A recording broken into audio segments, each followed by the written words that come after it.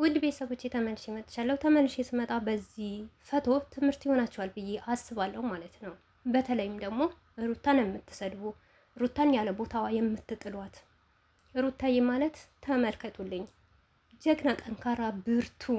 እውነት ለመናገር እኔ ፈቶውን ሳየው ልቤ ነው የደነገጠው። የእነሱ መዋሸት አይደለም፣ የተሳዳቢ ያላየው ነገር የሚናገር ሰው።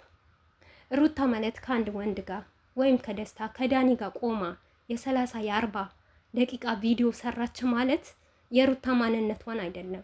በተለይም ደግሞ ትናንትና አንቺ ባለጌ፣ አንቺ እንደዚህ የወን በዴ ቤት ነው ወይ? ከዚህ በፊት አብርሽ ስንት ወንድ ነበር አግብቶ በዛ ቤት የሚያኖርበት? ገባችኋ? የኔ ጠንካራ ብርቱ ጀግና ሴት። እውነት እኔ መቼም አይደለም ወንድ አምጥታ ሩታ እንዲህ በአይኔ የሚያስጠላ ነገር የሚያስጠይፍ ነገር እንኳን ብሰራ እኔ አሳልፌ አልሰጣትም። አንዳንድ አላችሁ የሩታ ደጋፊዎች፣ ከአብርሽም ደጋፊዎች ብሳችኋል። ሰገድሽ ወረድሽ ስራ እንደሆነ እያወቃችሁ፣ ድራማ እንደሆነ እያወቃችሁ፣ በተለይም ደግሞ ወላሂ ማርያምን የምትሉ ሰዎች ጤናችሁ ለጤናችሁ አይደለም። በቃ እናንተማ በሩታ አሳያት ማለት ነው። ምን ልንገራችሁ? ምን ብዬ ልንገራችሁ? ወይም መንገድ ላይ ስትሄዱ ከአንድ ወንድ ጋር ከቆማችሁ ያጎታችሁ ልጅ ይሆናል፣ የጎረቤት ልጅ ይሆናል፣ ወይም እንደዚህ ሚዲያ ላይ ተዋውቋችሁት ይሆናል። ከቆማችሁ በቃ እናንተ ሌላ ቦታ ዘላችሁ እንደገባችሁ ነው የምታስቡት ማለት ነው። የሰው ልጅ እንደዛ አይደለም። የሰው ልጅ ልቡና የሚሰራውና አይምሮ ሁሉም ነገር ይለያያል ማለት ነው። እንግዲህ ቪዲዮ ይት አቤላን ስንት ጊዜ ነው የምንሰድበው? ከሩታ ጋር ምግብ እያነሳ ነው። በጥግ ደግሞ አብርሽ አለ። ይሄ የቆየ ቪዲዮ ነው ልትሉ ወይም የቆየ ፈቶ ነው ልትሉ አትችሉም። ገባችኋ? የሰው ልጅ ማስተሳሰብ የሚባል ነገር አለ። አስቡ። ሩታ ማለት የባልዋ መከታ። አያችኋ? እሱ ለሰው ይነግዳል፣ ለሰው መልካም ይሆናል። ለቤቱ እባብ የሆነ እሷን እያስረገጠ እሷን እያሰደበ ሌላ ነገር ነው የሚሰራው፣ ሌላ ነገር ነው የሚተውነው። እሷ ግን የባልዋ ቻና እንዳይቀዘቅዝ፣ የባልዋ ቻና እንዳይውጥቅ ነው የምትሰራው። እንደዚች ያለች ጠንካራ ሴት የት ይገኛል? በተለይም ደግሞ በአሁን ዘመን በአሁን ጊዜ ሴት በተጨማለቀበት ጊዜ፣ ሴት በወረደበት ጊዜ፣ ሴት ከማንም ጋር ሂዶ በሚጋደምበት ሰዓት እንደ ሩታ ያለ ጀግና ማን አለ? አብርሽን ቀይራ ለትዳር አሲዛ እመኑኝና ማለት ነው። በአብርሽ ህይወት ሩታ ባትመጣ ኖሮ አብርሽ ለዚህ ደረጃ አይደርስም። ለምን ብትሉኝ አብርሽ በጣም የዋህ ነው። ሰውን ያምናል። ሰውን አምኖ ይቀበላል፣ ያቀርባል። አሁንም ሄርሜላም ቢሆን ማለት ነው ምን ዋና አውቆ ነው የሚያቀርባት? በሩታ ሁኔታ ብናየው ማለት ነው። እና ለዚህ ማረግ ለዚህ ወግ ማረግ ዛሬ ልጄ የሚልበት ወግ ያበቃችሁማ እቺ ጀግናና ጠንካራ ሴት ናት። አትስደቧት፣ አትንኳት። ቪዲዮ የምትሰራው በራስዋ፣ ካሜራ የምትሰራው በራስዋ፣ የምትናገረው በአፏ፣ ቆማ የምትሰደበው በራስዋ። እኔ እኮ ምን እንደምታረጋችሁ አላውቅም። በእናንተ አፍ አይደለም የምታወራው፣ በእናንተ ስልክ አይደለም የምትቀርጸው፣ በእናንተ ወታ አይደለም ኑ እርዱኝ አይዲያ አጥቻለሁ አትል እቺ ሴት ማለት ነው።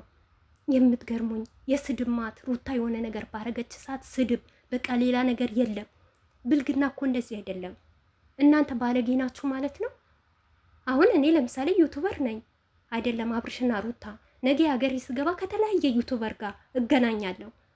ምክንያቱም ስለምወዳቸውና ስለማደንቃቸው ብዙ ዩቱበሮች አሉ። ዩቱብን ባልሰራም ነገ ግን ሂጄ ከነሱ ጋር ቆሜ ቪዲዮ ብሰራ ወይም ደግሞ ቆሜ አንድን ሰው ብስም እኔ ባለጌ ነኝ ማለት ነው? ይሄ ብልግና ነው ማለት ነው? አይደለም። ሩታ ማለት የተሰጣትን ነው የምትሰራው፣ ድርሻዋ ነው የምታከፍለው፣ ድርሻዋ ነው ለእኛ የምታስተላልፈው። የሰው ልጅ እውነቴ ነው የምላችሁ የፈለገ ነገር ብታረጉ ልቡን ልታገኙት አትችሉም።